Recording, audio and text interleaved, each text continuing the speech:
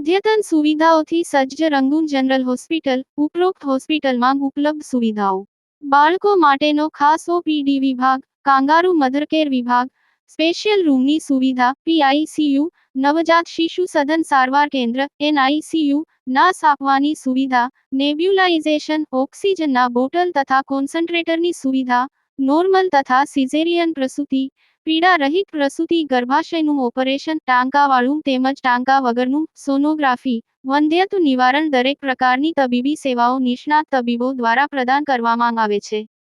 સરનામું: રહાડપોર ગામ પાસે, તાલુકો, જિલ્લો ભરૂચ. 15 વર્ષથી પાલેજમાં જૂના અને જાણીતા computer, laptop, CCTV camera service, printer repairing તેમજ નવા અને જૂના કોમ્પ્યુટર લે વેચ કરનાર. એડમિશન ફોર્મ તેમજ તમામ સરકારી ફોર્મ ઓનલાઈન ભરી આપવામાં આવશે. આમોદ નગરપાલિકા વોર્ડ નંબર 4 માં દુર્ગંધ મારતી ગટરો ઉભરાતા સ્થાનિક મહિલાઓએ નગરપાલિકામાં હોબાળો મચાવ્યો.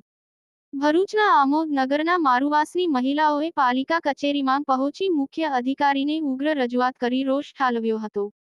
આમોદ નગરપાલિકાના વોર્ડ નંબર 4 માં પાલિકા વોર્ડમાં જ છેલ્લા કેટલાક સમયથી દુર્ગંધ મારતી ગટરો ઉભરાતા સ્થાનિકો હેરાન પરેશાન થઈ રહ્યા હતા.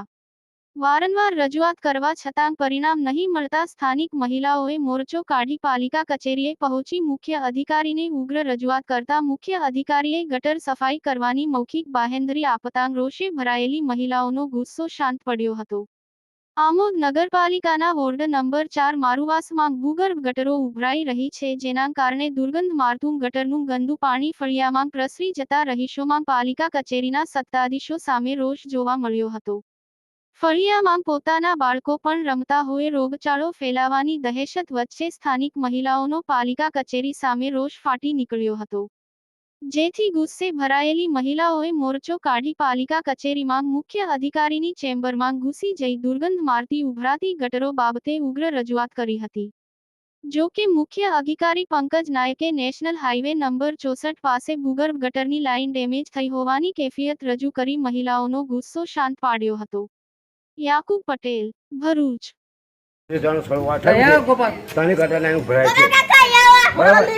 આજે પાલિકા અમારી કોઈ સેવા કરતું નથી, બરાબર છે.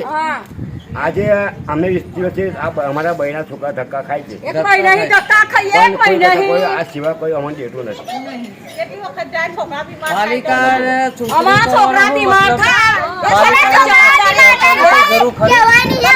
જવાબદારી લેવાના, અમારા છોકરા બીમાર થશે તો આગળ એટલે તૈયારીમાં કુંડીઓ સાફ કરાવો તમે આની કોઈને રજૂઆત કરી છે? તમે કોઈને રજૂઆત નગરપાલિકામાં રજૂઆત કરેલી છે?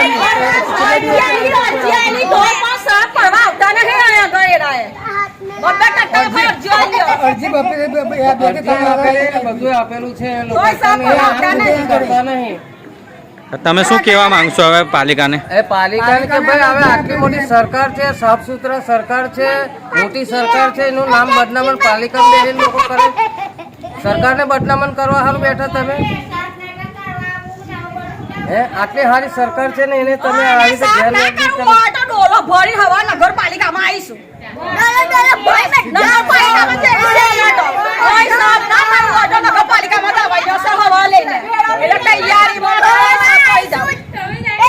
હું આપને જણાવું છું કે અત્યારે જે મહિલા મંડળો જે અત્યારે અમારી ઓફિસમાં આમોદ નગરપાલિકા ખાતે આવેલ એ બાબતમાં આપને જણાવું કે જીયુડીસી અંતર્ગત અંદાજે ₹6.5 કરોડ રૂપિયાનું મિસિંગ લિંકનું ભૂગર્ભ ડ્રેનેજનું કામ ચાલુ છે. અને અત્યારે વરસાદ અને જે ભરૂચ દહેજ વચ્ચેનું જે ટ્રાફિક છે એ વાયા આમોદ સરભાણ થઈને કરજણવાળા રોડ પર ડાયવર્ટ કરવામાં આવેલ છે. હવે જે આમોદમાં જે નેશનલ હાઈવે છે એની દુર્દશા ખરાબ છે, એમાં ખાડાઓ પડી ગયા. એના લીધે જે રોડ જે છે ડાયવર્ઝન સર્વિસ રોડ પર આપેલ છે ને જેના લીધે અમારે ભૂગર્ભ ગટર લાઇન જે પાઇપો છે અને કુંડીઓ એ ડેમેજ થયેલ છે. જેના લીધે આજે એ ભૂગર્ભ ડ્રેનેજ લાઇનની કુંડીઓ રિપેરિંગ કામ ચાલુ છે અને રિપેર થવાથી આ સમસ્યાનો હલ થશે. અંદાજે 6-7 દિવસે વરસાદના કારણે આ રિપેર થઈ શકેલ નહોતું. તેમ છતાં આજે ચાલુ વરસાદમાં બી અત્યારે અમારું કામ ચાલુ છે અને જે રિપેર થઈ જતી જે આમોદ શહેરમાં જે ભૂગર્ભ ડ્રેનેજની જે પ્રોબ્લેમ છે દૂર થઈ જશે. સાહેબ કોઈ કર્મચારી 1000 રૂપિયા માંગ્યા હતા મારું વાસમાં તો પોલીસ આવતા તે બાબતે શું થશે? એ વસ્તુની મને ખબર નહીં, કારણ કે બેન જે અત્યારે જે મોરચામાં જાય હતા એ એમણે કીધું કે કોઈક 1000 રૂપિયા માંગ્યા છે. એ બાબતની હું તપાસ કરીશ. લગભગ એવું અમારી કર્મચારીનો સ્પષ્ટ સૂચના છે અને અમારે કહેવાથી જે લોકો કામ કરતા હોય છે એ પૈસા કોણે માંગ્યા, શું માંગ્યા, એ બી અમે લેખિત લઈશું અને જો એમાં જો ખબર પડશે તો એમના સામે પનિશમેન્ટના બી પગલાં લઈશું. સાહેબ, ઠેર ઠેર ગામની અંદર ખાડાઓનું સામ્રાજ્ય છે. ગેસ લાઇન દ્વારા જે ખાડાઓ ખોદવામાં આવ્યા છે આજ દિન સુધી તેને પૂરવામાં નથી આવતા. લોકોના ઘર બેસી જાય તેવી પરિસ્થિતિ છે. તેને લઈને શું જણાવશો? એ તદ્દન ખોટી વાત છે. છેલ્લા 2 દિવસથી હું પોતે જ આ બાબતમાં સ્પેશિયલ ધ્યાન રાખું છું અને 2 દિવસમાં ખાડા પૂરવા માટે મેં સ્પેશિયલ અમારો આંબોદ નગરપાલિકામાં ડસ્ટ અને કપચી અને ગ્રેડ મંગાવી રાખેલ છે અને જે ડેબ્રિસ છે, જે મકાનોની દુરસ્તી થયેલો જે સામાન એ પૂરીને એના પર અમે જે કપચી અને ડસ્ટ નાખીને લેવલિંગ કરી રહ્યા છે. અત્યારે લગભગ પરિસ્થિતિ સારી છે.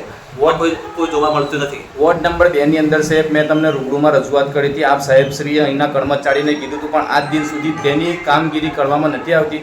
અહીંના કર્મચારીઓ સાહેબ આપના હુકમની અવગણના કરશે, તેનું શું કારણ છે સાહેબ? એ લગભગ મને ખબર નહીં, બાકી મને જ્યાં સુધી ખબર છે ને તમને હું પૂછું જ છું.